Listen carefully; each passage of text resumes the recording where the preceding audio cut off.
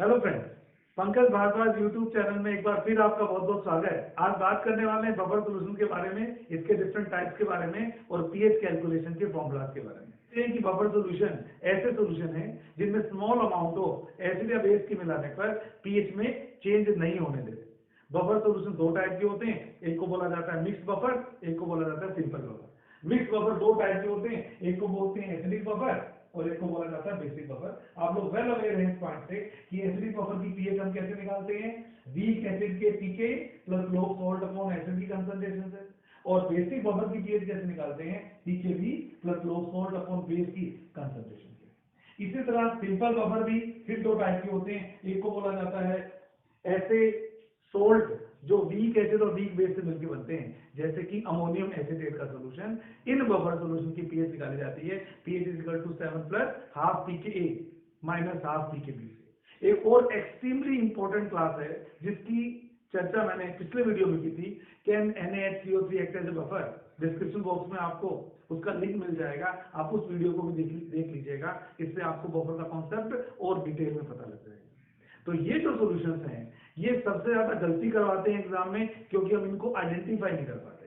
ऐसे सॉल्यूशंस जिनके anion एम्फीब्रोटिक species होते हैं वो सब के सब सोल्ट भी बफर का काम करते हैं। एग्जांपल के तौर पर सोडियम बाइकार्बोनेट,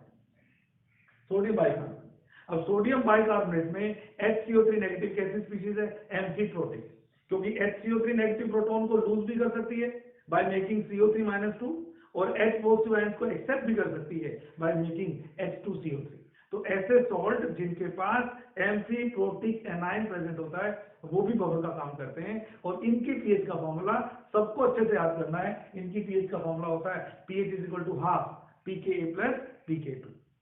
अब हम बात करने वाले हैं अलग अलग 21 केसेस की, कि आपको कैसे पता लगेगा कि किसी क्वेश्चन में बफर बनेगा या नहीं बनेगा, फर्स्ट, और सेकंड, अगर बफर बनेगा तो पीएच कैलकुलेशन के लिए कौन सा फॉर्मूला आपने इसको यूज करना है। जिन स्टूडेंट ने चैनल को सब्सक्राइब नहीं किया है वो जल्दी से चैनल को सब्सक्राइब करें।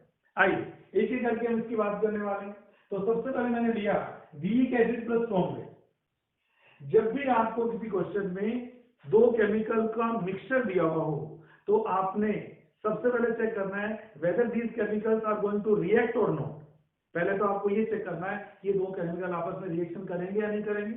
अगर करेंगे तो रिएक्शन करवा के देखनी है क्या होता है, और अगर नहीं करेंगे तो उसका जो भी मिक्सचर है उस मिक्सचर की नेचर देख के मैं बता पाऊंगा कि बफर सोल्यूशन बनेगा या नहीं बनेगा। तो पहले मैं उन रिएक्शंस की बात कर रहा हूं जो कि आपने करवा के देखनी। इन सब रिएक्शंस को करवाने का बेस ये है, नंबर 1, कोई भी एसिड किसी भी बेस से रिएक्शन करता है चाहे ये दोनों के दोनों वीक ही क्यों ना हो।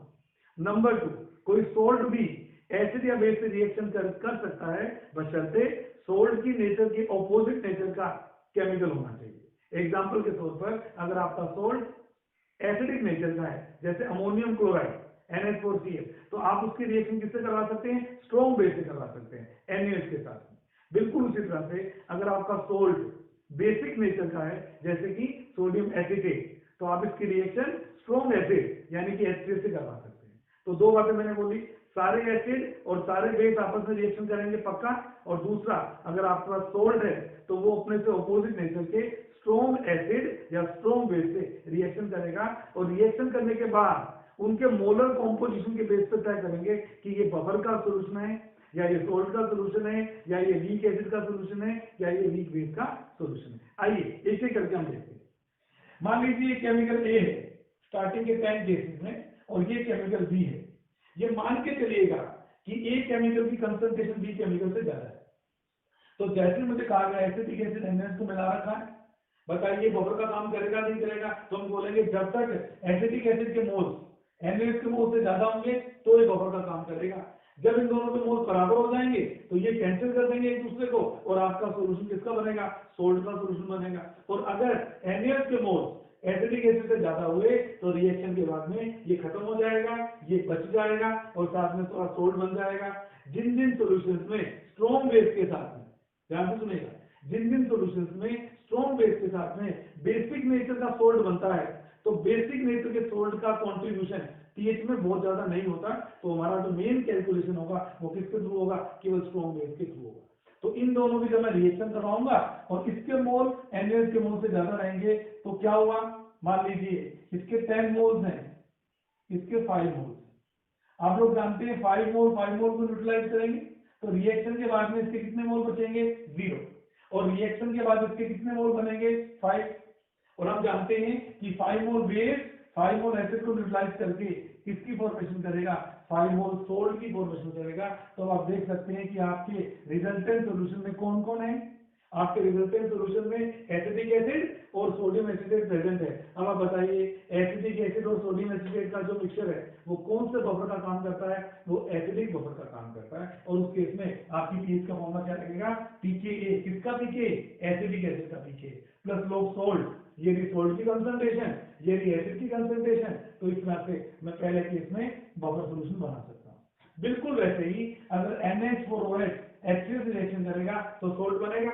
जैसे कि मैं कह चुका हूं हर बेस हर एसिड से रिएक्शन करवानी, उसमें भी अगर इसके मोल ज्यादा हुए वीक वाले के स्ट्रॉन्ग एसिड की कंपैरेटिवली तो क्या होगा, इसके 5 मोल को न्यूट्रलाइज करके NH4Cl की कौन से मोल बनाएंगे, 5 मोल्स बनाएंगे। तो इससे क्या होगा, NH4OH के 5 मोल्स बच जाएंगे। तो क्या ये जो मिक्सचर है क्या ये बेसिक बफर का काम करेगा, यस, क्योंकि इसके अंदर वीक बेस और वीक बेस और स्ट्रॉन्ग बेसिस से बना हुआ सॉल्ट है। तो उस केस में जो POH का फॉर्मूला होगा वो होगा pKb plus log of salt upon base.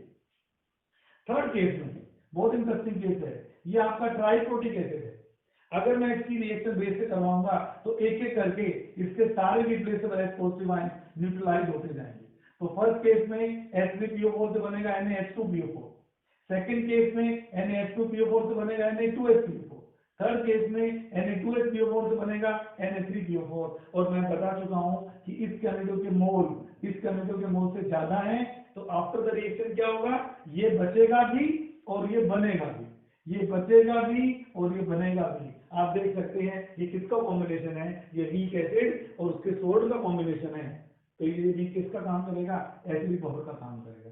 ऐसे ही सेम टू सेम, अब ये है तो सोल्ट, ये भी सोल्ट, लेकिन जब दो सोल्ट होते हैं तो हम देखते हैं जिसके अंदर H+ निकालने की कैपेसिटी ज्यादा होती है वो एसिड का काम करता है और दूसरे वाला सोल्ट का काम करता है। तो ये तो काम करेगा एज एन एसिड और ये काम करेगा एज ए सोल्ट। तो सेकंड केस में वापस वही सोल्ट अपॉन एसिड से आप पीएच कैलकुलेट करोगे और सिमिलरली ये काम करेगा एसिड का, ये जो बच जाएगा, और ये काम करेगा सोल्ट का। तो आप देखेंगे कि ये तीनों के तीनों बफर सॉल्यूशन में काम करेंगे। और ये कौन से बफर है, ये सब के सब एसिडिक बफर का काम करेंगे। आइए आगे सेम टू सेम, अब आपके सामने एक सोल्ट दिया है NaOH। अब यू हैव टू चेक, मैंने बोला सोल्ट भी एसिड और बेस रिएक्शन करते हैं लेकिन ऑपोजिट नेचर है।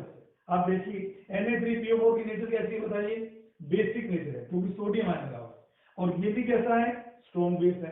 तो कभी भी स्ट्रॉन्ग बेस के साथ में बेसिक नेचर का सोल्ट रिएक्शन नहीं कर सकता, तो ये बफर का काम नहीं करेगा। अगला देख लीजिए, ये आपका वीक बेस है, ये स्ट्रॉन्ग एसिड है, ये आपस में न्यूट्रलाइज होंगे, बिल्कुल इसका एक OH रिप्लेस हो जाएगा, एक H से वाटर बनेगा साथ में। तो मैंने क्या बोला, जब तक ये ज्यादा रहेगा इसकी कंपैरेटिवली तो रिएक्शन के बाद क्या होगा, ये बचेगा भी और ये बनेगा भी।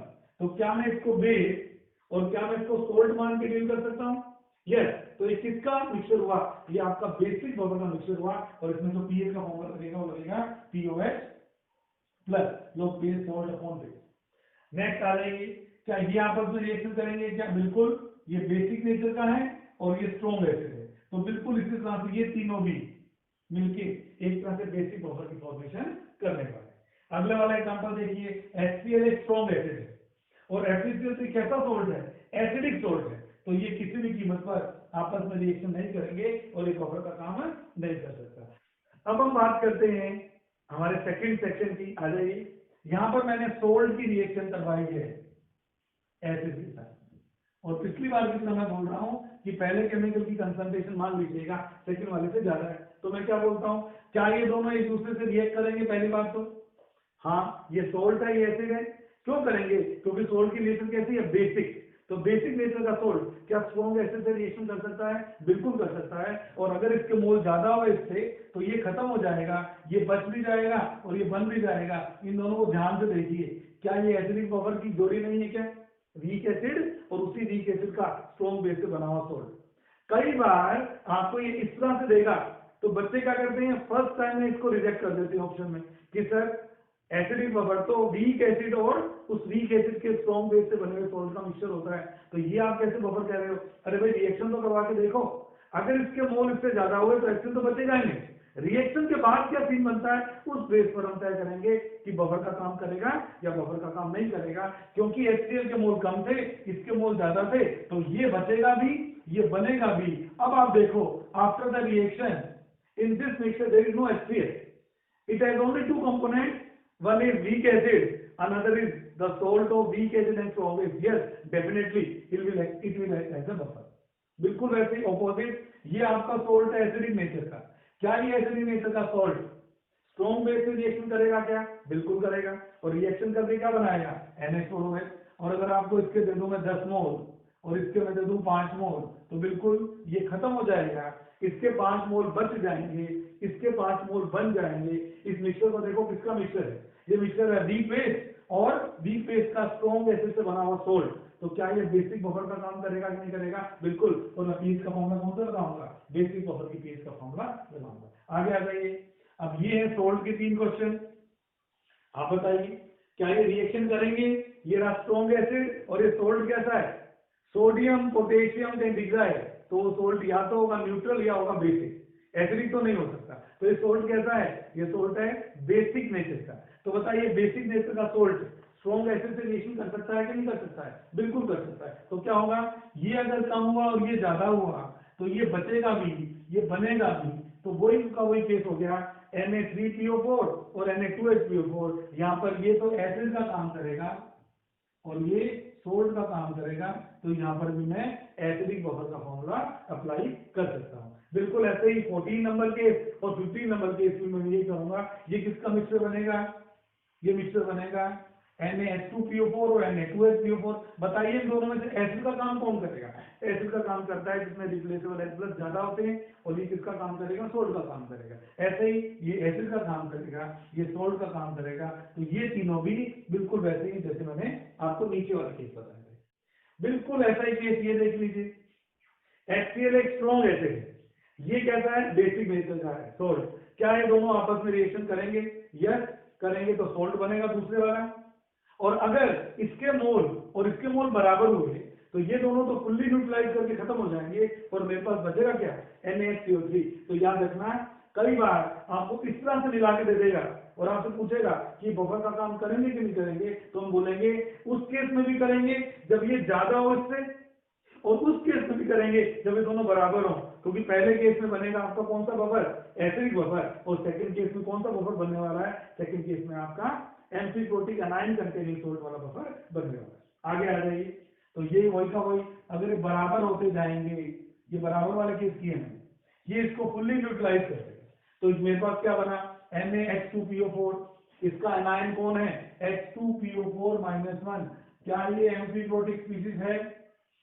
क्या ये एम्फीप्रोटिक स्पीशीज है? यस, क्योंकि ये प्रोटॉन को लूज भी कर सकता है और प्रोटॉन को एक्सेप्ट भी कर सकता है। तो जब ये दोनों बराबर मोल में मिलाऊंगा तो ये भी बफर का काम करेगा, सेकंड ये भी बफर का काम करेगा, क्योंकि यहाँ पर भी ये दोनों एक दूसरे को कैंसिल आउट कर लेंगे, और मेरे पास जो स्पीशीज आएगी बच्चों वो आएगी HPO4-2। ये भी एक एम्फीप्रोटिक स्पीशीज है, और एम्फीप्रोटिक स्पीशीज आएगी तो इसकी भी पीएच की कैलकुलेशन आप उसी फॉर्मूले से करने वाले हैं। उसके बाद 20 नंबर के, अब इन्होंने ये दोनों दे दिए, ये बड़ा इंटरेस्टिंग है। पहले तो मुझे बताओ ये सोल्ट किस नेचर का है? सोडियम एसिटेट, ये एक बेसिक नेचर का सोल्ट है। क्या ये वीक एसिड से रिएक्शन करेगा क्या? सोचिए, नहीं। ये स्ट्रॉन्ग एसिड से तो कर सकता है, वीक एसिड से रिएक्शन नहीं करेगा। फिर भी ये बफर का काम करेगा, क्योंकि अगर रिएक्शन नहीं करेंगे तो मिक्सचर में एसिडिटी पड़े रहेंगे। भाई ए केमिकल और बी केमिकल आपस में रिएक्शन नहीं करते, तो ए भी पड़ा रहेगा, बी भी पड़ा रहेगा। आप देखिए, ए केमिकल है वीक एसिड ध्यान से, और बी केमिकल है उसी वीक एसिड का स्ट्रॉन्ग बेस से बना हुआ सोल्ट, सोडियम एसिटेट। तो ये भी बफर का काम करेंगे, चाहे रिएक्शन नहीं कर रहे, फिर भी ये जो मिक्सचर है ये किसका मिक्सचर है? ये एसिडिक बफर का मिक्सचर है। तो डायरेक्ट में एसिडिक बफर की पीएच कैलकुलेशन का फॉर्मूला लगा दूंगा। और last but not the least, weak base की रिएक्शन करवा रहा हूं NH4CH से। पहले तो मुझे बताओ सोल्ट कैसा है? एसिडिक नेचर का। सामने कौन है? Weak base. रिएक्शन तो नहीं करेंगे, रिएक्शन ना करने पर भी आप बफर नहीं है ऐसे रिजेक्ट मत कर देना प्लीज। आप देखिएगा ये दो केमिकल है कौन से, तो जैसे आप देखेंगे आपको पता लगेगा ये तो वीक बेस और उसी वीक बेस का स्ट्रॉन्ग बेस से बना हुआ सोल्ट है, definitely they will act as a buffer solution. और अगर ये बफर का काम करेंगे तो बेसिक फॉर्म की पीएच के फॉर्मूले से मैं सब कैलकुलेशन को कर सकता हूँ। इस तरह से अगर आपको चेक करना है कि कोई सॉल्यूशन बफर का काम करेगा कि नहीं करेगा, तो मैंने की पॉइंट्स क्या बताए हैं। अगर सिंगल केमिकल है तो आइडेंटिफाई कर दो बस, ये दो केमिकल हो सकते हैं। अगर मिक्सचर है फिर आपको थोड़ा दिमाग लगाना पड़ेगा किस तरफ कि ये रिएक्शन करेंगे या रिएक्शन नहीं करेंगे। रिएक्शन करने का क्या रोल बताया, एसिड और बेस हमेशा रिएक्शन करते हैं, सोल्ट और एसिड या सोल्ट और बेस रिएक्शन करते हैं, लेकिन ऑपोजिट नेचर के स्ट्रॉन्ग मेंबर से एसिड रिएक्शन करते हैं। रिएक्शन करने के बाद रिएक्शन की स्टोइकियोमेट्री बहुत इंपॉर्टेंट है कि रिएक्शन के बाद कौन बचा कौन चला गया, फाइनली जो बचेगा मिक्सचर उस बेस को हम तय करने वाले हैं कि बफर का काम करेगा या बफर का काम नहीं करेगा।